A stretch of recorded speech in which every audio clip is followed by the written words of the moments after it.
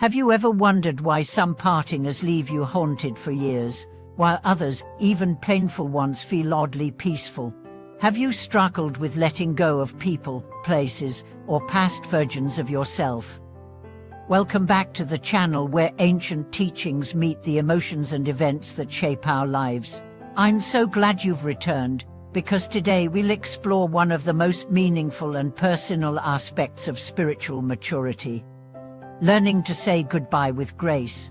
It may seem like a soft topic, but it's not. It's actually one of the most difficult challenges in life: to separate, to release, to close chapters without bitterness, without shame, without clinging.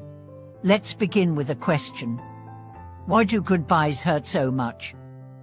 Why is letting go so hard? Because we believe permanence equals safety. We tie our worth to continuity. If the relationship ends, we think love failed. If the friendship fades, we assume it was false. If a season changes, we mourn what was, instead of embracing what is.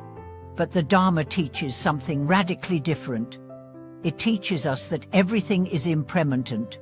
Everything rises and ceases, and yet, within that constant flux, we can discover a new kind of stability, not in holding on, but in learning how to release. This is the lesson of goodbye with grace. It doesn't mean you don't cry. It doesn't mean you suppress emotion. It means you let your heart break open, not close down.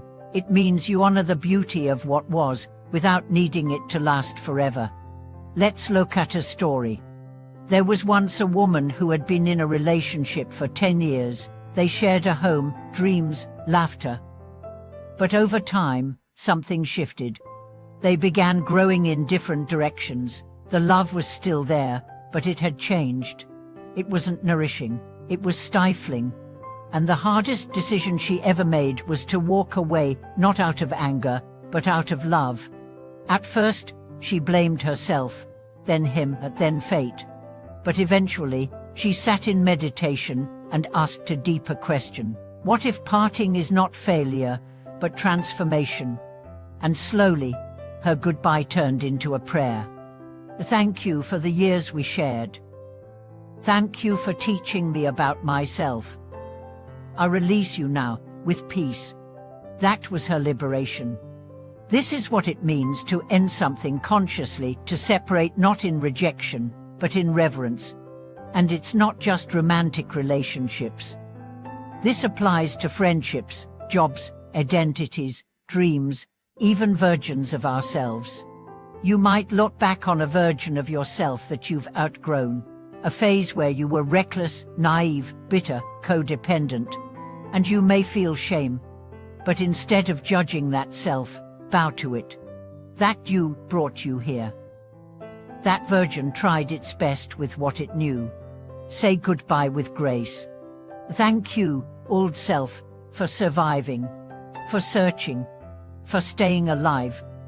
This is emotional maturity and spiritual courage, because clinging to what no longer serves you is the root of suffering. Even the Buddha, when close disciples left, did not force them to stay. He taught, let them go in peace.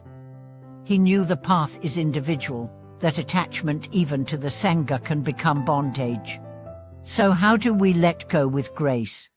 First, we tell the truth. We name what's ending.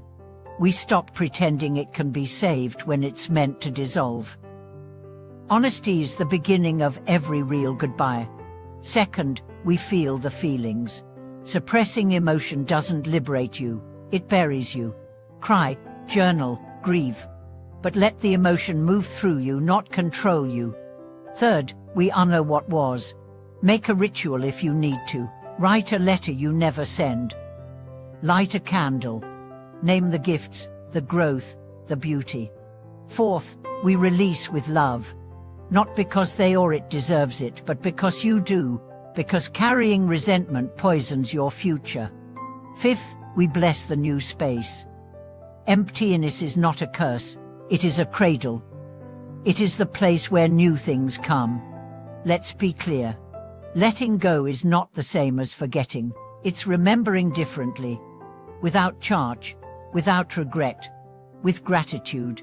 And when you say goodbye this way, something profound happens. You reclaim your dignity. Because the most painful goodbyes are not the ones where others leave you, it's when you abandon yourself trying to hold on. When you stay in something too long out of fear. When you say yes when your soul is begging for no. That's the real loss, not the relationship, but the self-betrayal. Saying goodbye with grace is an act of self-love. It's whispering to yourself, you deserve peace. Even if no one else understands. Even if they judge you. Even if you walk alone. Because every sacred path eventually requires separation from illusions, from roles, from who we were. The caterpillar must leave the cocoon. The monk must leave the village. You must leave who you were in order to become who you are. And each time you do it with presence and heart, you strengthen your spirit. Let's talk about forgiveness. Often, we hold on because we haven't forgiven ourselves or others. And forgiveness isn't saying what happened was okay, it's saying you're no longer willing to carry the burden of it. Forgiveness is an energetic release, a clearing.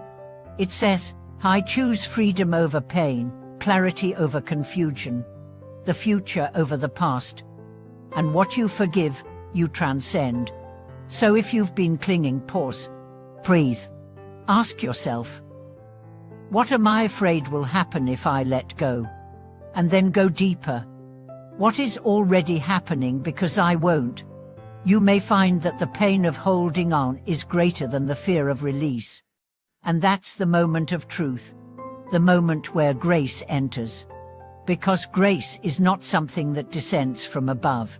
It rises when we choose truth, love, and clarity.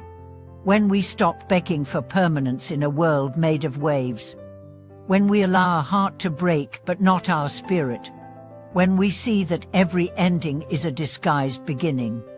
So today, if something or someone is ready to be released, let this be your permission. You are not a failure. You are not giving up. You are returning home.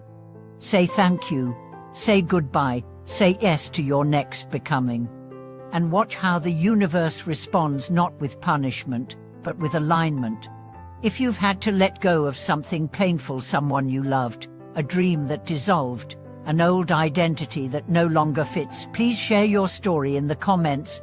You never know who your courage might inspire.